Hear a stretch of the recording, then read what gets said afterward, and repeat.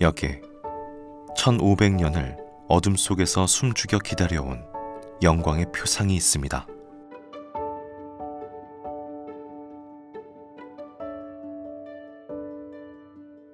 눈부신 황금의 시간을 붙잡아 놓은 옛 가야인의 손길.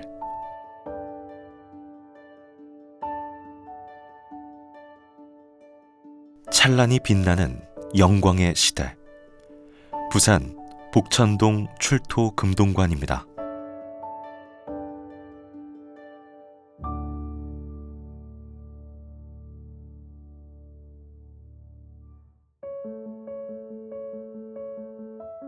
드넓은 김해 평야를 내달리던 가야무사의 정신이 살아 숨쉬는 곳, 경남 김해.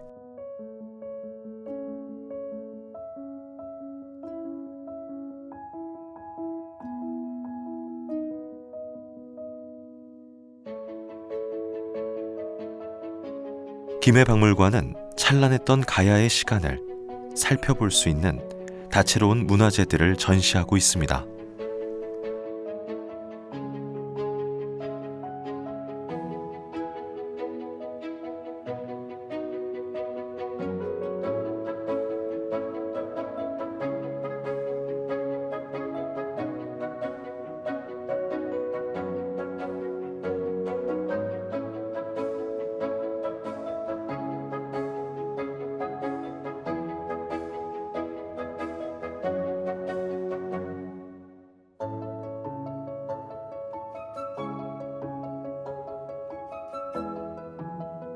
하지만 이렇게 아름다운 문화재들 속에서도 가장 빛나는 문화재가 여기 있습니다.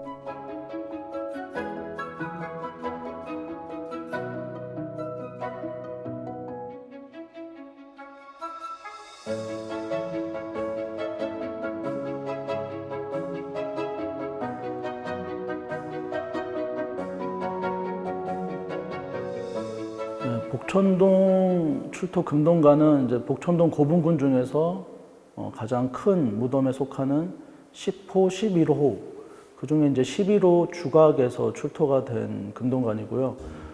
금동관 같은 경우는 이제 도굴이 되지 않다 보니까 전체적으로 형태가 양호한 형태로 출토가 됐습니다. 일반적으로 금동관이나 금동 신발 같이 이제 무덤 주인이 머리에 쓰거나 신발로 신는 경우 같은 경우는 이제 실제로 신켜서 이제 무덤 안에 확인되는 경우도 있지만 신기지 않고 무덤 한켠에 따로 놓이는 경우도 있는데, 이 복천동 11호분에서 출토된 금동관도 이제 무덤 주인이 머리에 실제로 쓴 것이 아니라 그 옆에 우측에 따로 놓여서 똑바로 가지런히 놓여 있는 상태로 출토가 됐습니다. 이런 금동관 같은 경우는 기본적으로 신라 금동관이랑 좀 차이가 있다는 점에서 좀 주목을 할 필요가 있고요. 실제 복천동 11호분 같은 경우는 무덤 안에서 금동관과 함께 갑주, 철제 갑주라든가 칼, 그리고 이제 목관 밑을 깔았던 다량의 철정 등이 이제 많이 확인이 됐기 때문에 그 경제적 부와 위세를 가늠했을 때 금동관과 함께 복천동 고분군을 조성했던 집단의 수장층 무덤으로 이해를 하면 좋을 것 같고요. 그 복천동 고분군 1호분에서도 금동관이 한 점이 출토가 됐습니다. 그런데 그 금동관 같은 경우는 형태가 이제 11호분에서 출토된 것과 달리 신라 금관 형태를 좀 많이 따른 점에 있어서 좀 차이가 있다고 할 수 있고, 이제 복천동 고분군에서는 그렇게 두 점의 금동관이 출토가 된 상태입니다. 부산 복천동 출토 금동관은 과거 이 지역 지배층의 위상과 예술성을 잘 보여주는 문화재라고 할 수 있습니다.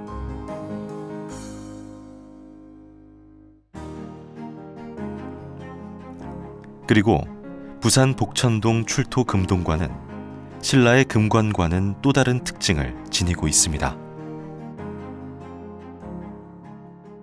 예, 일반적으로 이제 금관이나 금동관 하면 이제 많이 떠올리는 부분이 이제 신라 금관을 많이 떠올리실 겁니다. 이제 뭐 출자, 한자로 이제 출자 형태라고 많이 하죠. 가운데 가지가 곱게 솟아 있고 양쪽으로 니은자에 이제 별도 작은 가지가 이제 위로 뻗어 있는 그런 입식이 이제 한 3개 정도가 붙어 있는 것 형태의 이제 금관이나 금동관을 많이 떠올리시는데, 이 복천동 11호분에서 출토된 금동관 같은 경우는 그거랑 형태가 약간 다릅니다. 형태는 오히려 이제 신라 금관의 초기 형태라고 알려져 있는 교동금관이랑 좀 비슷한 형태인데요. 가운데 가지가 뻗어 있고 양쪽으로 이제 뻗어 있는 작은 가지들이 이제 니은자 형태로 직각으로 구부러져 있는 게 아니라 약간 비스듬하게 삼각형을 이루면서 양옆으로 뻗어 있고, 또 끝부분이 살짝 아래로 이제 떨어져 있는 형태가 있습니다.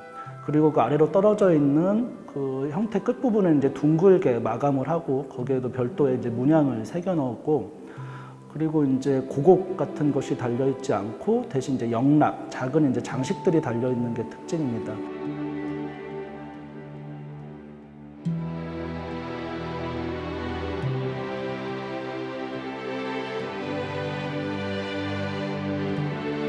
신라의 금관과는 조금 다른 형태를 가진 부산 복천동 출토 금동관을 통해 과거 부산 지역이 가야와 신라의 영향을 함께 받았다는 사실을 확인할 수 있습니다.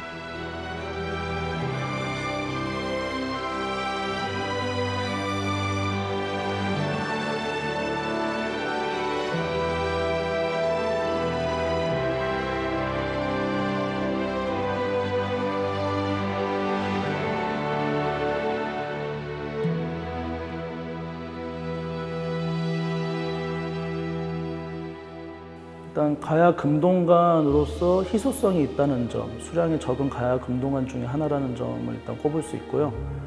도굴이 되지 않은 상태에서 양호한 상태로 출토됐다는 점, 그리고 그 신라 금관이랑 차별성이 있는 형태적 조형미나 이제 완성도가 나타난다는 점, 그런 점들 때문에 가야 금동관으로서의 가치가 충분히 입증되어 보물로 지정되었습니다.